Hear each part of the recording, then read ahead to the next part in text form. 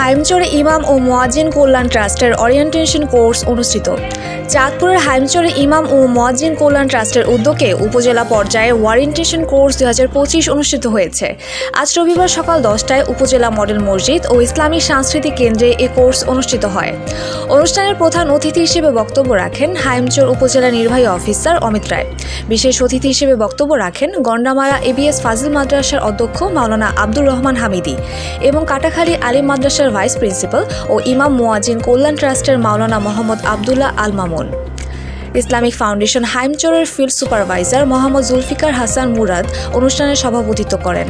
Haimchar Islamic ফাউন্ডেশনের আয়োজনে অনুষ্ঠিত এই কোর্সে হাইমচর প্রেস ক্লাব সাংগঠনিক সম্পাদক জাহিদুল ইসলাম সহ মডেল মসজিদের ইমাম ও উপজেলার প্রায় 50টি মসজিদের ইমাম ও মুয়াজ্জিনগণ উপস্থিত ছিলেন।